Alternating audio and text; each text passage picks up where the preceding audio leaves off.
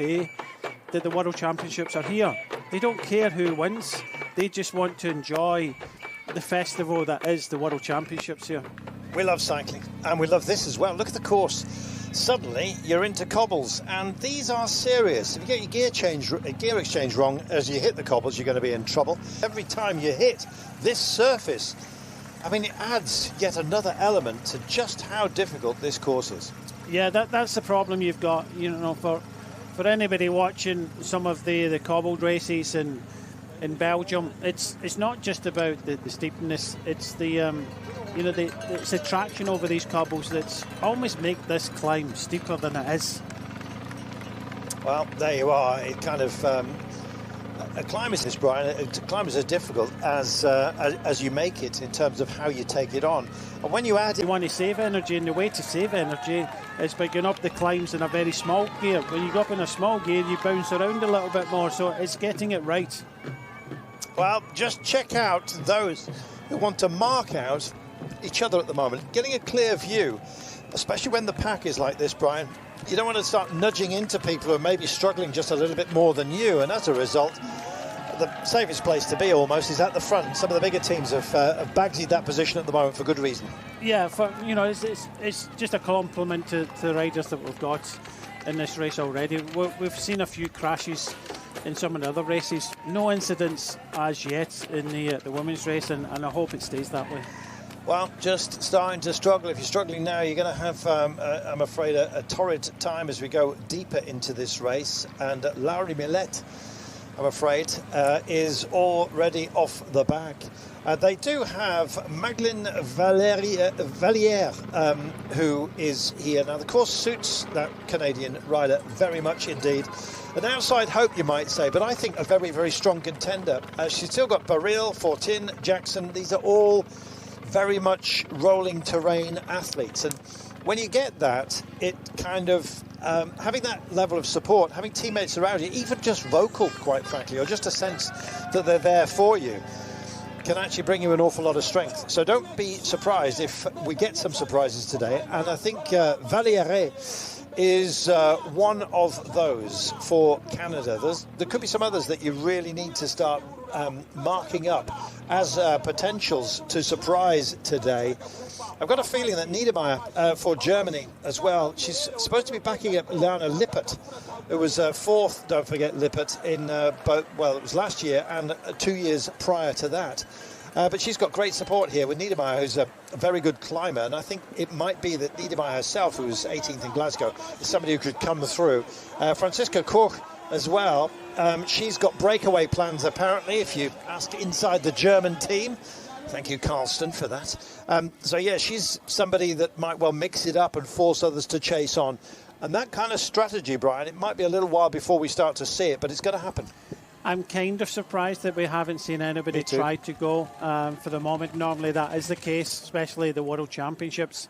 They might be waiting until they cross the finishing line, because when they cross the finishing line, they do have a little bit of a descent. That's probably the easiest part of this course today, but for most, it's the kind of stronger nations. It's towards the front. On the right-hand side, you see the French, the Dutch are up there. They will always try to control this, but yeah, for others, it's just about, doing as many laps, staying in this race as long as possible.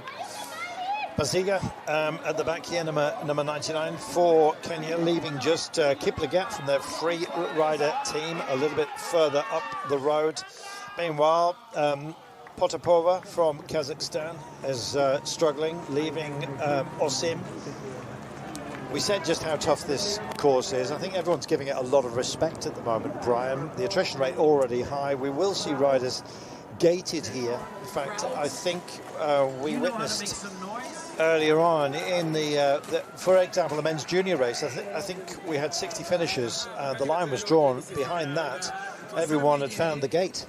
Yeah, in that race in Friday morning, there was 66 finishers. They draw the line at 15 minutes. If you're 15 minutes behind, you get taken out the race.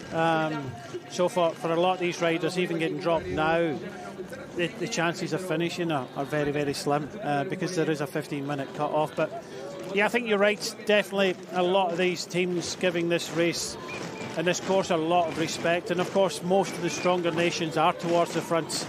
But just wait till we get past the finishing line, and I do believe that there may be one or two nations might decide to do something, but you can see at the back Urška Sigard for Slovenia in the green jersey of Slovenia, of course.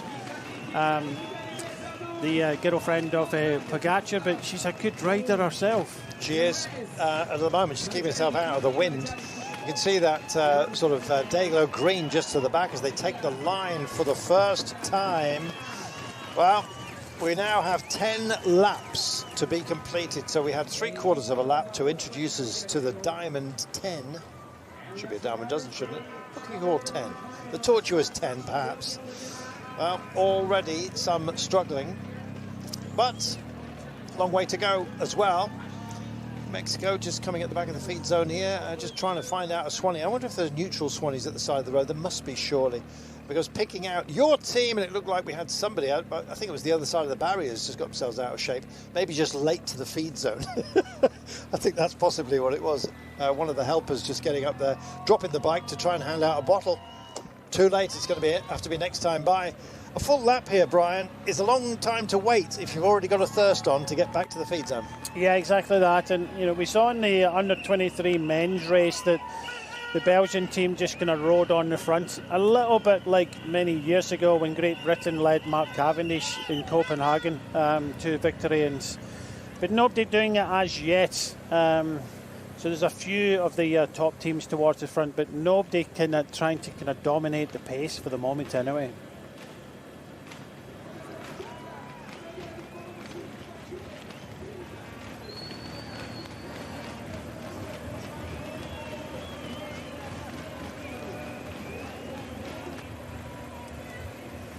A lot of chit-chat going on there, as you can see, just as they came through the feed zone. In fact, some riders trapped in the middle, just pointing out and indeed missing the drink this time by.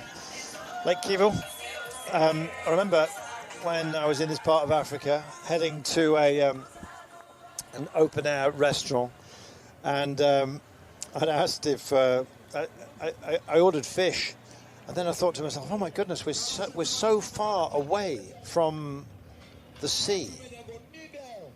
Is this fish, I mean, I was worried. I was thinking, is this fish fresh? And I asked the waiter in my sort of broken communications, let's say, if the fish was fresh. And he banged a ladle on the table, brought everyone's to attention. And it was a big restaurant, I can tell you that much. And he had a look at the fish. He said, he spoke French. He said, this gentleman has asked, he said, le monsieur has asked, how fresh is the fish? How young is the fish? I'd asked, quel âge? I didn't say how fresh is it. I said, what age is this fish? And he said, he wants to know how old the fish is. He had a look, and then he said, I can tell you that it has not got gold teeth. The whole place burst out laughing. And of course, it was a freshwater fish, and it was absolutely delicious. I ate it with blushing cheeks. That I'd even had the temerity to ask. It was gorgeous. In fact, you do get some piquant food here. It's absolutely lovely. 53 kilometres an hour. We've been nudging up to sort of 70, 75 on some of the descents here, and wherever you have climbs, you have descents, and some are quite focused, Brian. We do have a bit of pace about the circuit as well. Yeah, there's a couple of tricky corners, and in fact, onto both our climbs, the golf course climb and of course the cobble climb. It's an abrupt start to both of these climbs with a sharp kind of left-hander, but and more so it's a kind of sweeping course. When the pace gets a little bit quicker, you probably ride this course towards the front rather than the back. But in these few laps, normally in the World Championships, you can afford to kind of sit towards the back a little bit and just follow the wheel, especially if you're the only rider of your nation. Slovenian champion, looking at her right now, is Urška Sigard.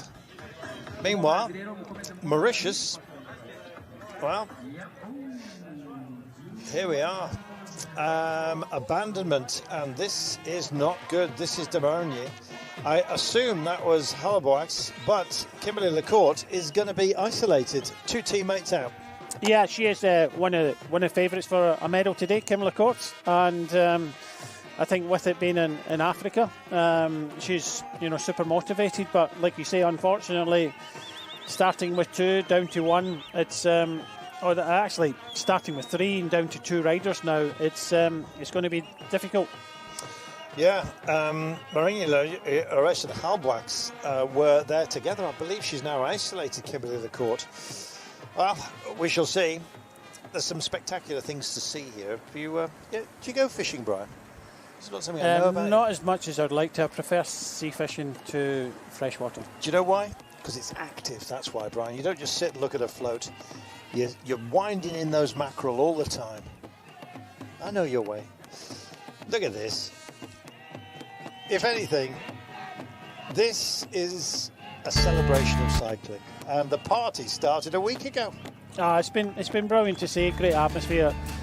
One thing it reminds me of is I'm not a runner, and I get coached to doing a marathon, and it turned out to be the New York Marathon. And I'm not joking you, Carlton. It's the best place to see New York, best way to see New York. Every road I went down, there was a band or something. Everybody was early in the morning drinking champagne, enjoying themselves, and I don't think they really kind of cared about the runners. All they were doing is, this is an opportunity to have a party in every street in New York, and it's the same here. Every part of the course, they're all having a party, just enjoying themselves and enjoying the atmosphere. Well, as you know, the UCI is about all cycling disciplines, and every now and again we have ourselves a Super Worlds, Brian, where all different disciplines come together. Yeah, the first one was in Scotland, and I'm so proud to say that. It was in Glasgow, next to where I'm from, Paisley, but it was brilliant, a great atmosphere as well, where all disciplines in cycling came together. And it's coming again.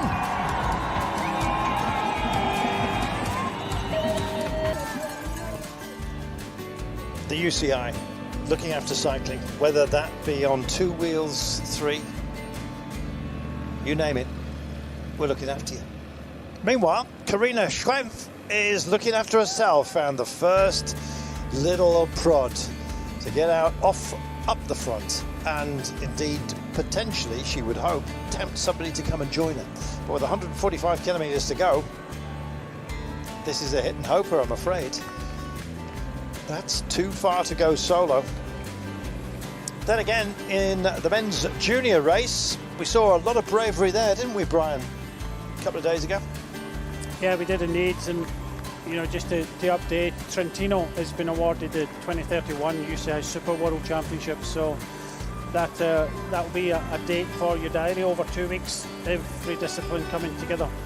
It's going to be amazing. Meanwhile, out in the lead, Schwempf has gone for it.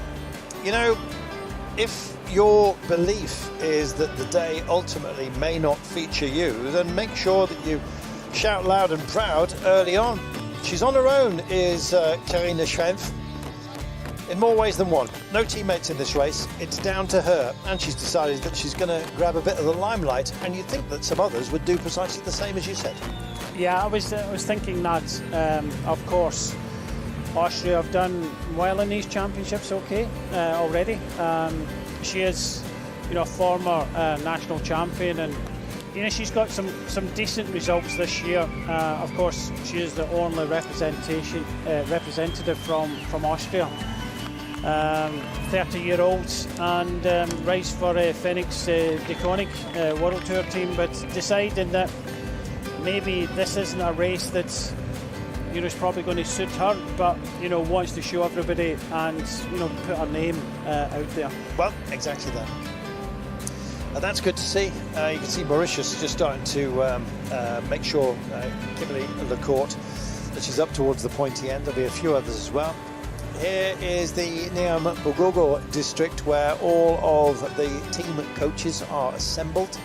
This essentially is a national service park for everybody, just to make sure that they get the help they need. There are some generic services as well, and to be fair, a lot of the bigger teams will help out their rivals from smaller nations You often see that, Brian. Riders just coming asking for a little bit of help from some of the engineers who will offer up their assistance if they've got time. Zheng Yuao, or should be Lu Yao Zheng, the 27-year-old, fourth in the Asian Championships, as you see, but Chinese champion likewise. Just struggling a little bit in the cars. I don't know if this is her making her way back in or indeed dropping back. I think it's coming in. I would just, I'm going to marvel at a few little windows into what you can find here in Rwanda. Some of the little enclaves and some of the markets, etc., are absolutely wonderful, where you can find all kinds of produce. But I'm going to tell you, some of the tailoring services here are amazing. If you're looking for a loud shirt, head over to the Kimaronko market, bringing in all of the fresh produce. And I always think if you head off to a market,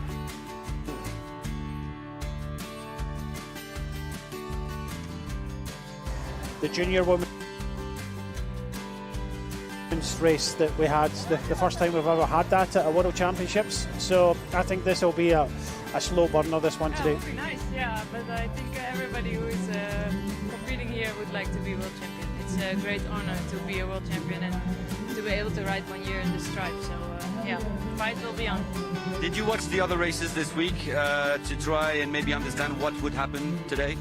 Yeah, I did. It's quite difficult to predict already in our category. I mean, yeah, we have more riders, so it makes a different race. But yeah, you can see in many categories the strongest rider wins. So that's going to be quite fair. But yeah, how it will develop, I think can be different also than if we saw in the other categories. I mean, looking the boys, they just fly in, and the girls a bit more conservative. I think we are a bit in between, maybe. You like the course anyway? I like the course. It's really hard. I know already from the time trial as well. If you blow up, probably you're finished. So spend it wisely, your energy, and it's going to be really tough anyway. twice a world champion, Anna van der Breggen. Can she do something here today? I guess we're going to find out. Great honour, as she said. She also said, a little bit more conservatively, it seems nervous to me. There's nobody in communications here with each other. There's very few words being exchanged. Everyone kind of knows their duties, but this is not a kind of a festival ride, if you will. This is a serious business. Looking at the gaps here between our rider up the road, that's where they are on our circuit just for the time being. Extraordinarily sinuous around this great city. I guess the gift for her is that she can get to the feed as easily as anybody here. Italy just doing much of the tracing just for now. Just sitting inside is Australia. A few of those who've had to call it a day. Just getting into the pit area. This is Mangura of Guinea, joining Comoros, Guinea-Bissau, Tanzania, Botswana, Kenya down to one, I can tell you. Uganda with Trinita also out, both for Benin as well.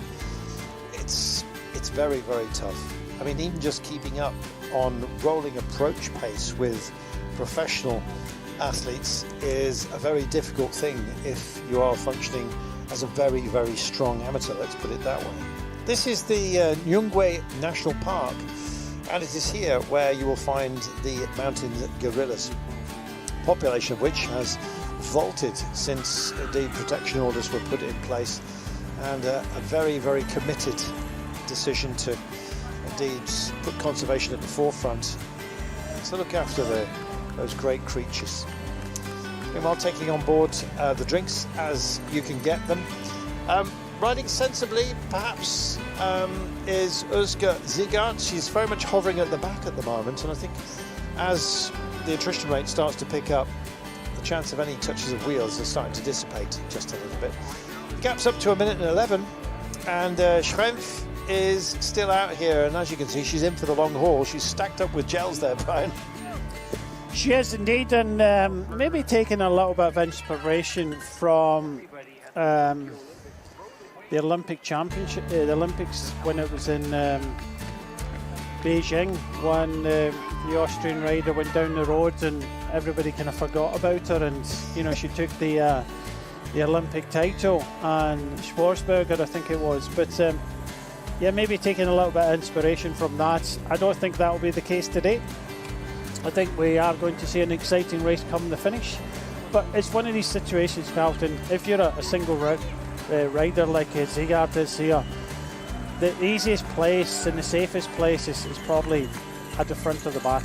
And of course we see them go through the pit area where they're trying to grab bottles, and the under-23 race we saw a little bit of a crash, and that's what you don't want. So you do take a little bit of risk coming down here, but I think you have to read the race as well, and I think reading the race is very important. I really don't think anything is going to happen too much. Okay, we've got the Austrian rider Schrempf down the road on her own at 1 minute and 17 seconds. I don't think that's a major concern for any nation in this race today. So it's just a case of keeping out of trouble. And yeah, it's definitely different to anything else we've used to racing in.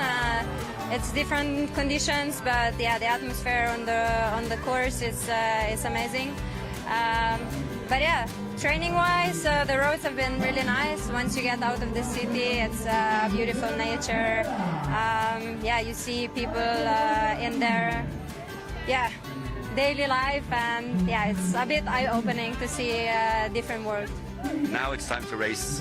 What can we expect from you on this race, on this course? Yeah, it's not a perfect course for me. The climbs are short, explosive, the cobbles, but in the end it will be a lot of altitude meters, and I count on my durability, fatigue resistance, and I hope I can be there in the end.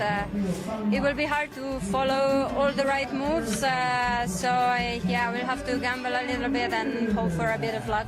Also good legs you need. We saw in the other races that, yeah, the legs are important. Thank you very much. One of the most important things that you have to avoid is isolation on a day like this. And even the very best can find themselves tagged off. She's riding at the back at the moment is Özge Zygaard. That's by design, and as soon as any gaps open up by some of the athletes who are starting to struggle at the back, she's filling in that gap and then going to the next group. She's riding clever, Brian. She's staying in touch with the main body of the peloton without getting herself disengaged, which is a big danger here. Yeah, you have to take a chance. When you're on your own, there's not a lot you can do. You have to try and kind of look after yourself and do what's best for you, and she can kind of duck and dive at the front. We've got Alison Jackson on the front here, former Paris-Roubaix winner. But this is a total different kettle of fish, this race today. But you can kind of find your place at the front, but if you're trying to kind of fight to keep that position, it's a little bit easier, especially when she's the sole representative of Slovenia. She's just sitting in the back and making sure that she just saves as much energy as she can, and she'll have to choose when to come to the front, because you know that'll be the moment. You have to be in the race to be able to kind of feel what's going to happen, and it'll be interesting to see what nation really kind of takes this on, because there's a few of the stronger nations towards the front, although nobody's kind of really kind of taking it on. I do expect from previous World Championships, and I said it right from the start, that the Netherlands are the most successful. They won it 14 times compared to France in 10. But France really do have, I think, the big hope. Tour de France winner, Pauline Prevot, and I think you can see them riding towards the front in the dark blue white sleeves with red on them. I think they'll be looking at Pauline to win this world title again, which she won in 2014. It's a long old gap, isn't it? I think it will be the record as well, 11 years between, the record distance between championship titles for Pauline Ferrand-Prévot. She won Paris-Roubaix, of course, as Brian said, the Tour de France as well, Tour de France Femmes.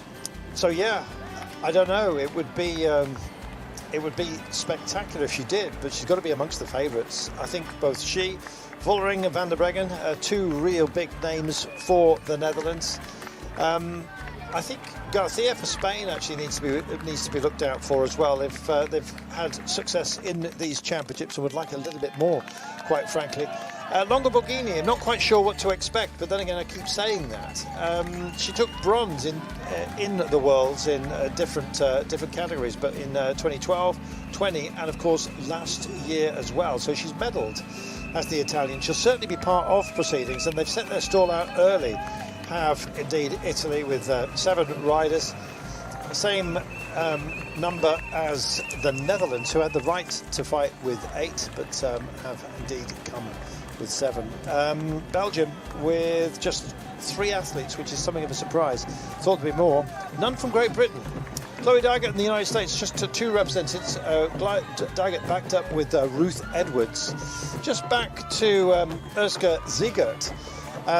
She's actually surfing at the rear brilliantly at the moment. Just as others fade, she just moves slowly forward. And don't be surprised if you do get some surprises. As Brian was saying, it can happen at any level. It also happened in the women's road race in the Olympics, as he so graciously reminded us. Meanwhile, you look at who is dominating at the front. It's got very much a European feel. Yeah, very much so. The kind of dominant continent, 52 riders they've got in this race. Twice as more as the Africans, 25. So it's most of the kind of Europeans that are towards the front of this race, just making sure that they're in control. But still, this gap increasing for 147 to or so Austrian in front, and you know she must be having a whale of a time in front, because you know every person is looking at her, supporting her, encouraging her, but it's still a long way to go in this race. Well, you know, even if it comes to naught for Karina Schrempf, there's no certainty in that, no absolute certainty anyway. She's going to be having a party every single time she passes by. The fans, the bands, the start-finish line as well. It's going to be a memorable moment. But yeah, she's a decent time trialist as well, I've got to tell you. So yeah, she can indeed bury herself in that regard, and indeed occasionally just shine very brightly. She did bronze medalist in both the time trial and the road race back home, but here very much on her own. She's made the trip at the age of 30, and here she is up another rise in the full hoarded section. There's a cruelty about the finish, Brian. You keep well, I do anyway. I keep thinking it's over, and then of course there's another dip and another rise before we finally get to the line. I think it's possibly the hardest finish to a World Championships in recent years, or in my time on this earth, because I was trying to think of a similar finish, maybe when the one we had in the Netherlands when Philip Gilbert won the men's title there up the Coburg, and it continued on there. But this is a very difficult finish, and sometimes we only know the winner in the last few metres. Let's see, at the moment, Karina Schrempf is leading, and the clock is now going to give us a definitive count back to the pack. And here they come. There seems to be a bit more urgency about them, even on the last climb, and seems to be more of a pickup. Van der Velde at the back again, with Ziegert staying here, but as you can see, it's thinned down quite substantially. Meanwhile, whatever vantage point you can possibly get is being occupied here, as you can see. And the enthusiasm for this competition and indeed over the fans is just so lovely to see. They're beating the hoardings here. This, to me, looks like we have probably lost about a third of the field, Brian, already. Yes, indeed, and you know we started with 104 riders. We've already lost quite a few riders, and you know once they come across the finishing line, we will know how many riders are left in the race. We will. Quite a few have been gated, so they will be sitting down and enjoying our commentary. Hopefully you are at home. If you'd like to find us out there, then if you just do a quick search for Bry Smithy, that's my friend Brian Smith here, Brismithy, or indeed myself, Carlton Kirby, that's Carltonkirby. Then you'll find us, and maybe you can have a chat with us today. We might indeed find time, but this can explode into action at any time. But as it stands, we still have a goodly distance to be completed. But look at the gap that Karina Schrempf has done. What would happen if Karina Schrempf laps the field? Well, I don't think that's going to happen, but yeah, it would be very, very interesting. They couldn't gate the field, but she'd just have to stay with them. They'd have to treat it a bit like a points race, or indeed, a sprint race, I should say, within the track, where if you lap the field, you're basically a lap up. It's just straight point to point. You're not going to gate everybody. You need a silver and a bronze medal. Meanwhile, here we are. That's over 2 minutes, Brian. She's done a good job. She is, and I was just looking at the women's road race at the Tokyo Olympics, and it was Anna Kessenhofer for Austria that took that one, and that was from an original breakaway. There was a little bit of controversy that the Dutch riders didn't know what was happening until it was too late, and they lost out. But at the end of the day, I don't think lightning's going to strike twice. I think they all know what the situation is, but bold move here from the Austrian.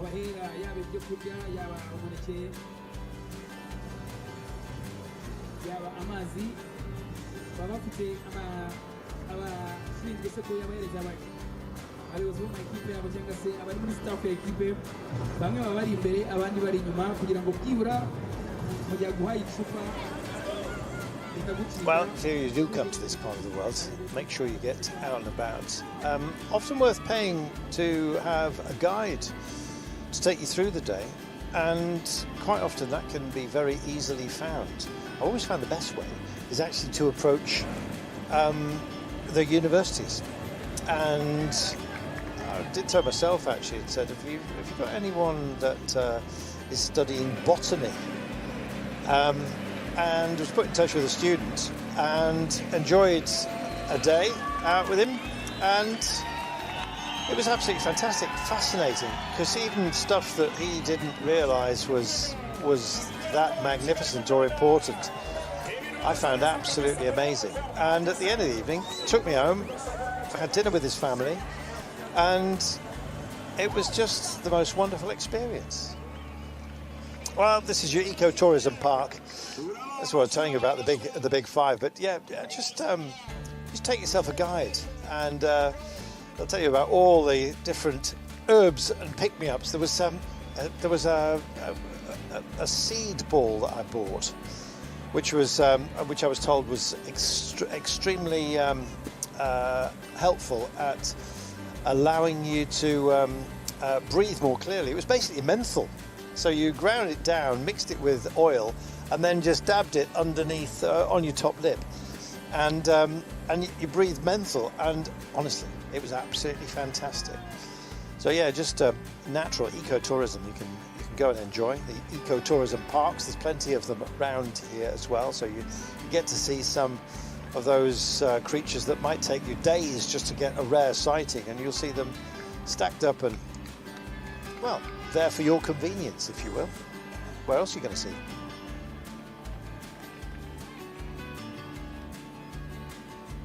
Lots to see here, lot to do, and certainly worth the trip. And I think those who have made the trip are absolutely loving it. I know that the likes of Remco Evenepoel have fallen in love with the place, Bob. I can believe it. I think there'll be a few people looking at these World Championships and maybe thinking, maybe I should have come. Yep, definitely. We mentioned the Belgian team. They are defending champions. It depends on national rankings, and with the Belgium being up there in the rankings and having defending champion, they were the only team allowed to have 8 riders in this race. They've sent 3. All the other bigger nations, with the Netherlands, Italy, and France, all have 7 riders. How many have Great Britain got? 0. They're concentrating in the European Championships, which are on next week. I think they're just looking at costs, logistics, and of course success. Well, with a very strong Netherlands team here, it can get a bit scary. Italy, France as well, Spain, dare I say. I can understand it. It's I guess, how you moderate your effort, but I think people who are watching this now, Brian, must be thinking, gosh, I wish I'd gone. Yeah, when you look at it, it's wonderful. I think Tom Pidcock was saying that it's like the old quartermounts, and as soon as you say that, you're starting to think of maybe Matthew van der Poel. I think Lotte Kopecky just thought, you know, it's a long season for her. She was a bit fatigued, and potentially this course round here in Kigali in Rwanda was a little bit too difficult for her. So when you look at it, and there was a lot of talk about how difficult this course was, and I think that swayed whether riders came or not.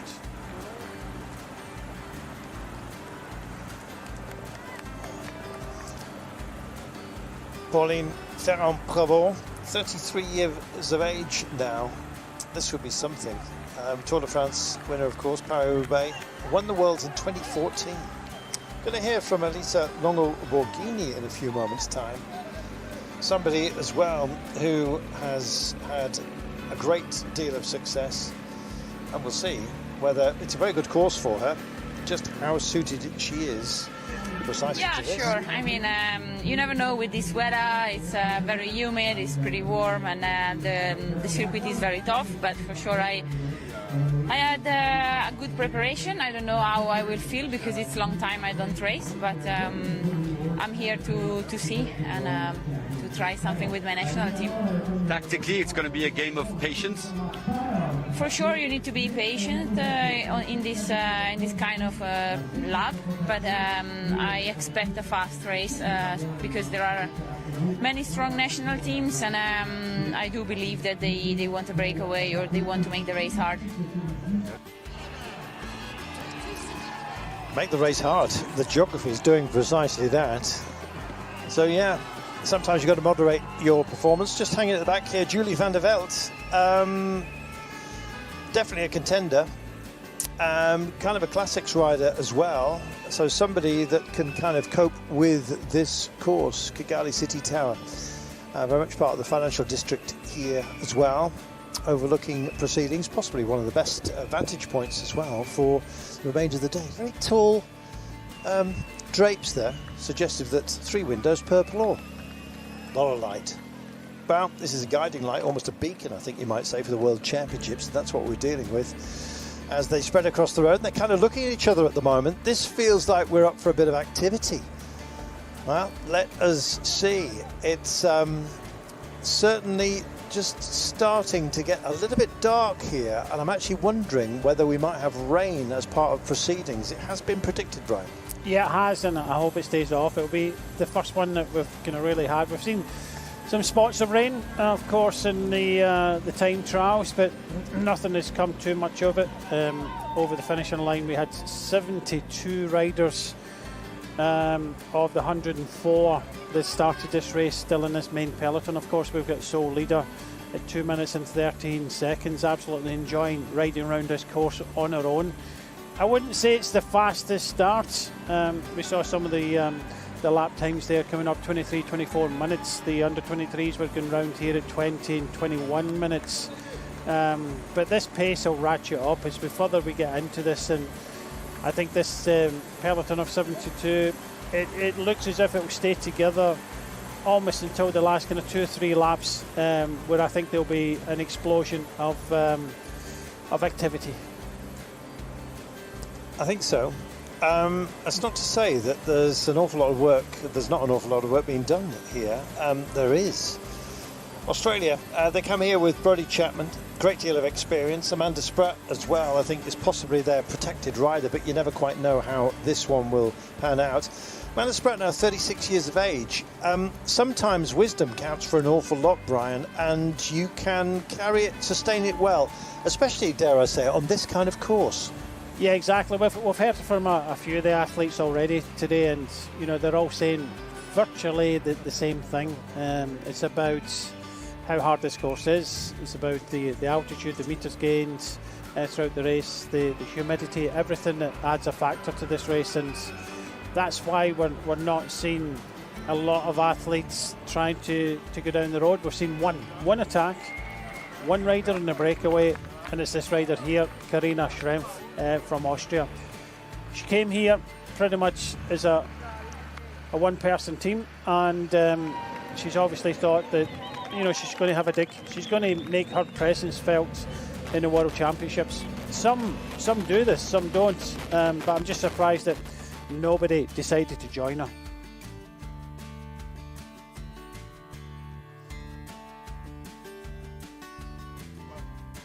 The rhythm being set at the moment. There is a very high-paced descent which will take this group into a pinch point. Now we just skirt around this little looks like a building site, I have to say, but once they just get over this little rise, the pace is going to increase, so hopefully we'll stay away from the drummers while we just get down to this left-hand turn at the bottom of this descent. Here we are, we sort of scream by this this park area, and then we'll pick up for the first of the two major climbs that we have to deal with as part of the circuit.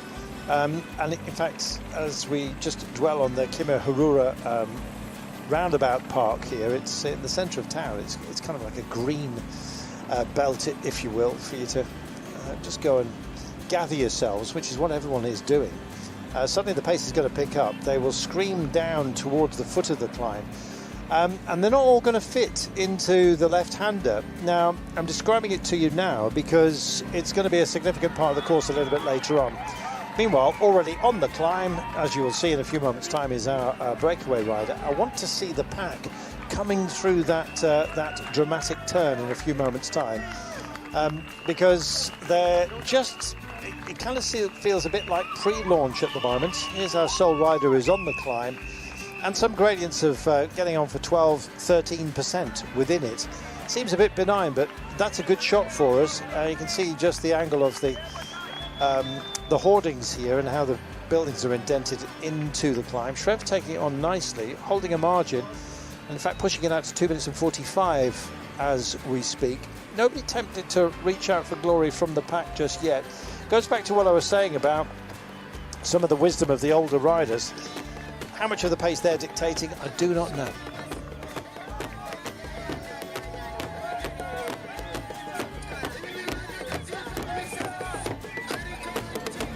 But it's about the future. Now then, the immediate present is this corner. They bounce into it. Beautiful shot. And indeed, something that's going to get ever more dramatic a little bit later on. 3 minutes getting on for is a good gap. Yeah, significant. You know, just coming over the top of the climb now. This is the golf course climb, and you know the riders in the peloton led by Italy coming to the bottom of the climb. So she doesn't look under pressure here, Karina Schrempf. She's riding within herself, so nice, cool and compact as you can be in this humidity, but she's not overly stressed. She knows there's a long way to go to the finishing line, but yeah, I think we have to wait a few laps until we start to see some of the stronger teams start to kind of strike out. This is the convention centre of Kigali. The design is based on an old beehive made of rope. If you ever see a pub in the UK that's called a beehive, that's often how it's represented. Sort of a rope beehive, not the convention centre in Kigali, but you get the idea. Schrempf coming through the service area at the top of this climb. Bottles, well, there are some. In fact, she's just been by Swanee, who didn't offer up anything, or was that Denmark? I don't think Denmark are here. Yes, they are, with Sjoberg Andersen. Beg your pardon. Another sole representative from a team that have a great deal of strength in depth. In fact, we've done nothing but speak about Danish cycling for quite some time, it seems, this year. They've had quite a time of things. They have, and I think it goes towards what Mats Pedersen and Jonas Vingegaard have done this year. So, yeah, they're riding high in a wave, but it's another nationality that is sent a very shoestring team. Yeah, sad in a way, but joyous for those who've turned up, and thank heaven numerous nations have. And the great thing is, as we mentioned perhaps a little earlier, is just how many African teams started this race. Just looking at the Kigali Genocide Memorial back in 1994, darkness descended upon this nation, and since then it recovered itself with international help, of course, and now being able to put the sadness of this event, and indeed all those who passed because of it, in a place of remembrance, but also as a reminder of the darkness that can descend on any nation, and indeed any part of the world, and has done historically all over this beautiful planet of ours. It's a question of coming to terms with it, moving on, and that's precisely what we have done here in Rwanda. And the UCI taking a brave and a magnificent decision to actually bring the World Championships here. But that is not to say that we have forgotten what went on here in Rwanda back in the early 90s.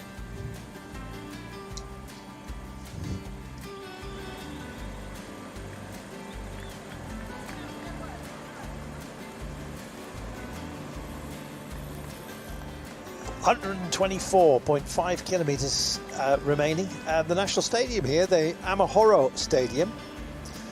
Brian, have you had a run around the track, or chucked a javelin, or indeed kicked a goal? I have, but not here. Interestingly enough, on the course today, there is I don't know if you've noticed it, there's a 4-lane green rubber track next to the golf course. It goes all the way around the golf course, 2.4 kilometres in length. So not only, do we see, major events here in Kigali for cycling, we see the stadium here, but a nice running track around the golf course. Yeah, it's good, isn't it? The Amahoro Stadium, by the way, the name means peace. Can also mean love, apparently. And that is in the Kinyarwanda language. 45,000 seats, which is enough to cheer Brian Smith. I know. Yeah, it is, of course, the national stadium. And during the genocide that we mentioned, it became a UN-designated safe zone, sheltering thousands of civilians. So it served more than just a sporting purpose in its history. Very poignant. Schwempf, one of the fastest parts of the circuit, did say that we will be nudging up into the 70s. And here's that bounce, another one of them. Not quite as focused as the one that took us on to the first climb, but there is another climb to be dealt with, and it's got cobbles. Here we go. Look at the wrists and the elbows and just believe how uncomfortable this can be. Turning 11% into something that feels nearer to 20% just because of the rolling surface. Not nice, and when we get into full attack mode, which we'll have in the last 3, possibly the last 2 laps, this is going to be the action point, the pivotal point almost of the entire race, Brian. It could be the last time up, Carlton. You never know, and that's what's going to kind of keep us guessing. Only the riders in the race will know what their tactics is for the duration of this race. We've seen very different races, of course, over the last couple of days, with some really exciting time trials earlier on in the week, and this race will be decided by, the riders on the road. Well, at the moment, Schwempf is out alone. She's going to start to feel it being on your own, but the pace that she is putting into this day is still a magnificent one, and she holds around about 3 minutes of a margin. In fact, it's getting closer to 3 minutes than it has been throughout, and well, a little bit of focus coming here. Italy have kept themselves safe, also first to the feed zone as well. But right now, I'm just looking through this pack and assuming where our favoured status is going to come from. There are some teams with big numbers that are very much focused on one rider. For Spain, that rider is Mavi Garcia. She was 10th in Glasgow. There is, however, you get this within all teams, there's always something of a dark horse, and I'd probably call that Mireia Benito for Spain. And they must have some belief after the junior race, which was absolutely magnificent. Some great performances there. But Spain, when you get success within a team, you know this from the Olympics, Brian, it fires absolutely everybody up, doesn't it? Changes the mood. Yeah, of course it does. It doesn't matter where it happens within the team, and the medal table so far in this race, these events, the Netherlands are in 2 golds, 1 silver, 1 bronze. Great Britain on 2 golds, France on 1 gold, 2 silvers, 1 bronze. So that's your top 3. So Spain a little bit below that, but Yeah, there are a lot of teams here with strengths, but you have to look at last year's World Championships in Switzerland and Zurich, where it was another kind of difficult course. Okay, we've got a few more metres of elevation, a harder task for everybody. But looking at the American team that is here, maybe not the biggest team with 2 riders, Ruth Edwards and Chloe Dygard, but Chloe Dygard doing, a good time trial, but let's see what she can do here. Second last year in a sprint finish, but this is going to be a totally different race today. Certainly is. There's only as you can see, we're just getting a countdown to the completion of this climb. Still just over 100 metres to go, less than that now. Eating into it. But it's those, a rider who is up front, Schrev, at the moment. When you look at the front of the pack, it just, especially on some of the turns, of course, but it's getting more defined with every single lap. And I think those riders without support riders, without indeed any kind of backup, including Schrev, of course, it's going to get more and more wearing. How much protection can a team offer you, Brian, on a course such as this with so many slow sections within it? I think it's very difficult. It seems to be kind of twisting and turning the whole way around this course. These 2 climbs come in quick succession. I think the only respite you get is just after the finishing line, where you get a little bit of a kind of downhill before we head out towards kind of golf course. But these laps come up very, very quickly. We're talking about going round here for the women 23, 24 minutes. And that's only going to get faster as this race starts to ramp up. Like many of the races that we've already had in this course, it's not about the action at the front. All the action seems to be the rear of the peloton. That door is open on every climb, especially this climb, it's open, and riders are getting distanced all the time. So this is going to get smaller and smaller, this group. The last time round there was 72 riders in the main peloton, and come the last lap there could only be maybe 20, 30 riders left. The struggles are starting to be magnified here, as you can see. Afghanistan, Yıldız Hashimi bravely pushing on the pedals here, but looks like the gate will await. See it back in, one of which was Rwanda's Mwirebere. Just looked like she was struggling a little bit more. There she is, actually, Mwirebere, the Rwandan champion. Just in good company, though. That's Sanara Grove also being found out, perhaps just a little bit on. Do you know what? Having your plastering plates as clappers, I've never even thought of it, but what a great idea. Next time I do some plastering in my kitchen, I don't know, I need to get myself a recording of some of the magnificent music that we've got at the side of the road here. Proper festival this is. No shame in struggling, Brian. The pace has been high. Definitely, and it's kept consistently high as well. Good to see that so many different nations' flags at the side of the road. Okay, predominantly Rwandan flags, but everybody makes the pilgrimage almost, every year to the World Championships, and it's great to see. Certainly is. Average pace for this women's elite race so far, 35.3 kilometres per hour. I think that's going to nudge up further towards, closer towards the 40, but we are now approaching, about quarter done, I guess you might say. 75% of the race still remaining, possibly a little bit less than that, maybe 70%, but nonetheless. Looking at the trees, we had kind of a breeze really earlier on, 11 kilometres per hour. It seems to have dissipated. You're getting some venting between the buildings here, which keeps the flags proud upon their staffs.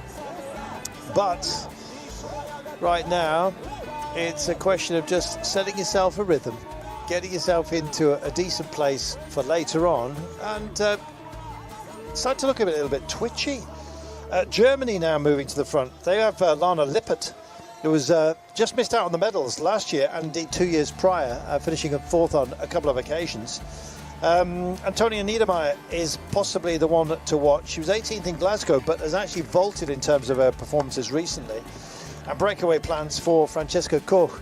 And I think that is Francesca at the front, if indeed she wants to go and mark herself out. The reason is the gap has actually tumbled. It was up to 3 minutes. It's now been trimmed back down just a little bit. Still counting up, but we'll see. I think it's probably nearer to the 2-minute mark. We're going to find out once indeed roll through, but this will be our definitive measure for you in a short while.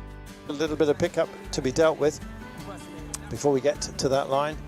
The speed cams haven't tripped over just yet. Here's that final little ramplet.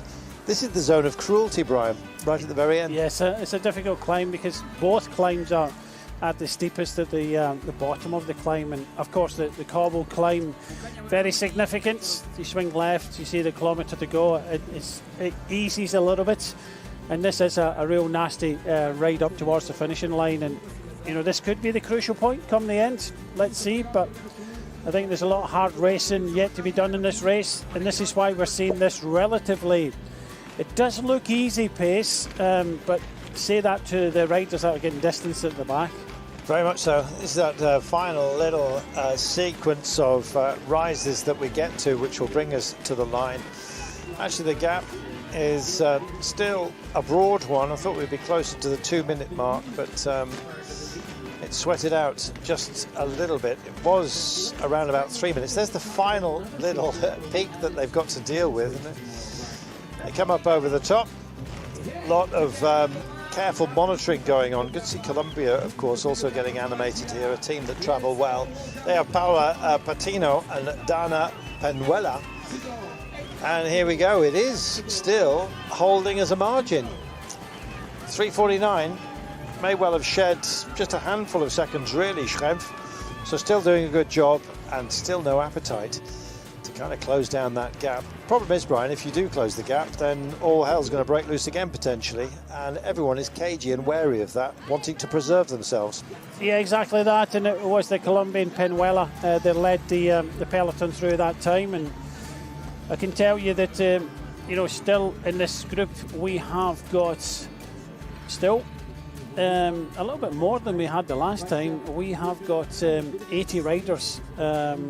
79 taking away the Austrian in front, so 79, 72 the last time, so pace slowed a little bit, allowed a few more riders to get back that were distanced the previous time, but still a significant amount of riders, and it's just a game of patience today.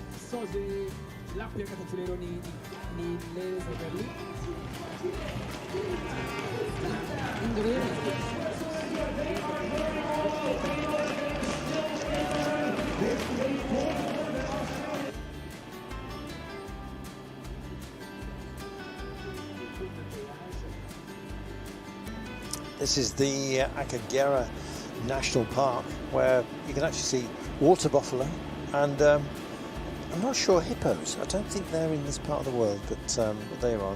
They're normally river beasts. But yeah, I think it's actually, as I say it, just appearing there, may well be entirely wrong. In fact, I'm going to look it up in a few moments. By the way, hippopotamus, take care, because they are vicious creatures. They might look cuddly and friendly because they've got a bit of a smiley look to themselves, but oh no, apparently the most dangerous of all creatures, even more so than crocodiles and lions, so be careful. Yeah, don't poke a hippo, that's all I'm saying to you. 117 kilometres. Brian, we've nearly dealt with 50 Ks of this course, and already it's had a big impact on some. Yeah, you can see that Sarah Martin just calling for bottles. There's a couple of feed stations on the course today, but it's so important to drink as much as you can. Of course, we see many of these athletes pouring water in themselves as well to try and keep cool. Normally it's altitude that it kind of suppresses your appetite at this level, so you have to remind yourself to take your nutrition, your gels, your bars, or whatever you've got in your pockets.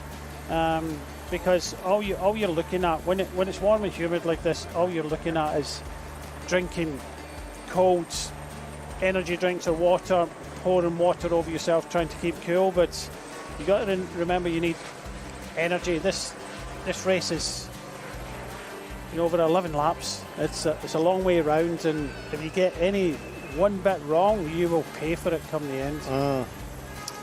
Well, there's a whole panoply of different nations represented here, and some of which, I've got to say, have got the absolute grooviest kits. I'm loving Lilbeth Cachon of Venezuela's kit here. So much so, I'm actually thinking about heading down to the jersey sellers here and asking if they've got the Treble XL. And I'm also wondering if that'll be big enough. We should wait and see. I'll let you know. Australia, strong team with Brodie Chapman and Amanda Spratt. I haven't asked you who your favourite status is today. Yeah, for sure, if I'm here, it's because I want to win, but I mean, we want to win as a team also, because we are super strong as a team. And but yeah, after, it's only good pressure, because I didn't expect to do this season, so now it's only like a bonus. And I will give my best, and if it's enough, it's enough. It's not the end of the world. You like the course? I really like the course. I didn't know what to expect, to be honest, but I like it. I think it's gonna be hard, and we'll have to be patient, because at the beginning maybe it's like kind of easy, but at the end we have quite a lot of kilometers, so I think we need to be patient and to just make the race hard at the end. What an amazing story it will be. She took her win in Ponferrada, and it will be an 11-year gap if she comes through, Brian. But she's one of your handful to watch, isn't she, Silly?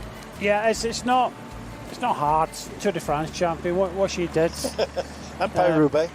Yeah, it's not hard to determine who are the favourites in this race, and I think the top three for me is definitely Pauline Prevot, Demi Vollering, who is without a world title, and over the last 2 or 3 years Demi Vollering has been absolutely amazing. And then Lisa Longo Borghini as well. She's not won the World Championships either for Italy, and I think all three teams, and they are the three teams with the most riders here, the Netherlands, Italy and France. And I think that those three riders are significant. Longo Borghini is really, really strong rider, and I think this course really suits her. But she can't come to the finish with some riders. And then you've got Katrina Nieuwendommel-Finney, who's a very good climber, won the Tour de France last year. But I think that the favourite for me today is Pauline Ferrand-Prévot. I would love it to be the case. She's actually got good backup here. Cédrine Guerbeol, good time trialist, as you well know, and Juliette Labousse as well, who can climb. And so she's got good protection. And here we go. Suddenly it's kicking off, and as if Brian said, well, the favourites are, and all of a sudden all hell breaks loose. Said that some of these fast approaches to the twists and turns, this will be a good little moment to test and probe those around you, and it doesn't work out for everybody. That was Vazoi of Greece that just found herself at the side of the road. This is testing, and as soon as we get the rain as well, it adds into something. We've got damp sections of the course. A thrown chain is not what you want. She puts it back together herself rather quickly, but all action at the front, Brian. All of a sudden, as soon as we talk about favourites, they an impact. It wasn't really a surprise there, because we saw another athlete there, Hao from China, with an average pace of just over 37 kilometres an hour. For some, it's a hard course, a couple of hard climbs on the course, but it just wasn't fast enough. And so, we're starting to see a few of the stronger nations coming to the front and starting to make it, a little bit more difficult. Of course, Italy have been prominent towards the front. We saw that the Dutch and the orange were getting involved. So that's all it needs. One categoist to spark things off, and I think we're starting to see the race warm up a little bit now. Well, she was road race champion in 2024. Didn't repeat that feat, just got edged this time by, but a good time trialist as well, Xiao Shang, who has just gone off and up the road. In the mixed time trial, she finished here in 9th place. The individual didn't really quite go her way, maybe didn't like the course in that regard on a time trial bike. Well, right now she's on a road bike and she's thriving by the looks of things, and it was, as Brian said, it's the catalyst that actually has lit a firework here. Van Oroy, the 23-year-old, brought here as a big support rider, but also to mark out moves, and was told to get off and put that fire out. Meanwhile, suddenly the impact has been reflected further back down the order, I'm afraid, and some are just starting to struggle. You're going to see more and more of that the deeper we get into this. But nonetheless, suddenly a wake up for everybody. It's just what we needed, to be honest. We were hovering around 34 kilometres an hour. Suddenly that average has absolutely kicked up. We're going to be finishing, I reckon, just shy of 40 kilometres per hour, possibly closer to it, with still 112 kilometres to go. But it's accounted for, well, about 18 seconds of the gap that's still being held by this rider. But it shows how wary everyone is that a breakaway, they've got to mark it, because if it's of any strength whatsoever, then it could prove decisive. And you can see they're just regathering themselves as they just come by the Visit Rwanda sign next to the practice golf course here. And just getting herself back on. Our friend from Ethiopia here, it's Reda. Well, good African representation throughout all of the racing here, and getting some good results as well, Brian, in these championships. Yeah, they have, you know, a little bit of a historical performance this morning in the junior women's event. But yeah, it was Femke de Vries of the Netherlands that kind of kicked things off a little bit there.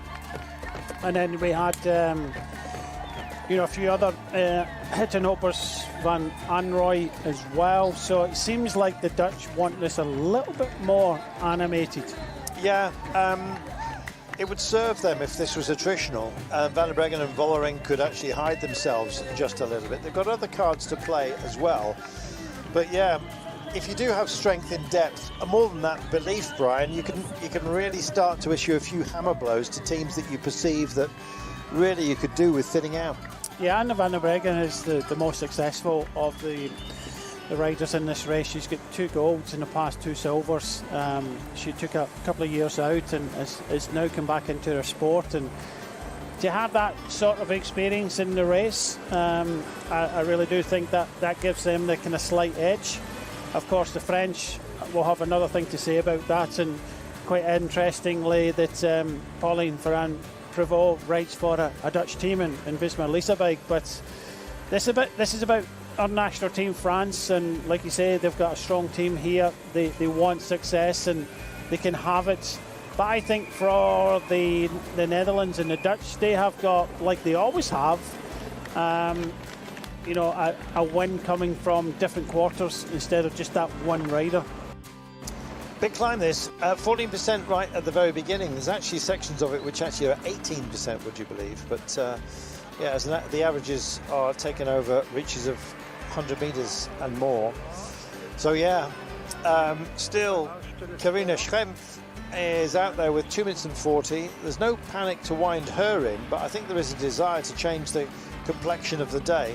Average pace has just fallen back down again to 36.5, but I think we're going to be finishing around about 40, because this naturally will actually have a bit more pace about it. There is a professional cruising pace, Brian, that is more comfortable as we just look in the pits area. And indeed, as you can see, time to gather and ponder, and it looks like the entire team here of Kenya are going to shoot the breeze and indeed discuss how the race went today for them. Very much part of proceedings, part of the celebration of cycling, but their day has drawn to a close. Yeah, it isn't, unfortunately. Good to see them here, of course. Yeah. And, you know, their first opportunity ever and to ride, you know, in their own continent. First time that they were here with the World Championships. But, you know, the difference between the top riders in the world and some of the smaller nations is a huge gulf. And, you know, with 50 World Tour riders here and 29 riders, not even at third division, not even at continental level. Some of the riders barely race at all, barely go outside their own country. So to be here representing their nation and, you know, trying to do their best in the World Championships is good enough for me. Here's the chatter you can see. Meanwhile, if you want a chat, slice of cake and a cup of tea, why don't you check out Rwandan tea? It's very rich.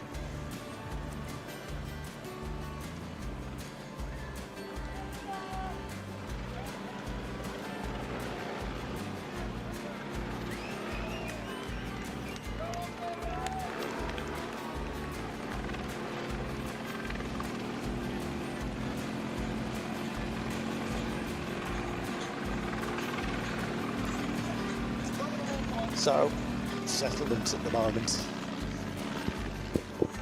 And the battle goes on. Just to stay in touch, this is Reda from Ethiopia. As you can see, national champion of Ethiopia, having stayed with it. Ethiopia, Eritrea, great cycling hubs within the continent, aren't they? Yeah, they are, especially Eritrea. I've been quite fortunate to work with some of the African nations, and Eritrea is one of the kind of biggest nations, as well as kind of South Africa, always producing some very good riders, and I'm hoping, you know, the UCI have been trying to globalise cycling for many years. This, of course, is the first time that the World Championships have been in Africa, but I hope this does inspire so many of these kind of smaller nations to try and you know, strengthen their chances within the world of cycling. Well, all of a sudden, things getting very lively. Femke de Vries, who's actually been a good track rider as well in her time, just drawing out a little bit of a response. I think this is ultimately to get fed easily, take on the bottles that you need. Can't really grab a musette when you've got such a tight course as this. And we pondered the Akagera National Park with the Big Five. I was very surprised to see that one of the Big Five is water buffalo. There you go. There they are, the water buffalo. That's where you get your mozzarella from. They have, of course, got elephants who, you know, don't get too close to them, but yeah, lovely beasts nonetheless. Quietly dominating, I think you might say. The lions, who are declared as kings of the jungle. Something to say about that. And the baboons. You know what baboons love, Brian? They love a grape. Don't ever open a box of grapes near a baboon. You know, you might not only just lose your grapes, let me tell you that much. And the hippos. How could I have even thought, yeah, get off. See what I mean? Grumpy. Sort of the jungle equivalent of Brian Smith. Meanwhile, the lions do stay clear, and the white rhino, thank goodness. And they sleep in the day, not always at night. There you go. You've got to get your prowling energy together, Brian. Well, there's a few on the prowl in this race, and already we've got, you know, De Vries, and De Vries is no slouch. That shows you the strength and depth of the Dutch team. 20th in the Tour de France recently, second overall in the Tour Cycliste Feminine International de Ardèche. You know,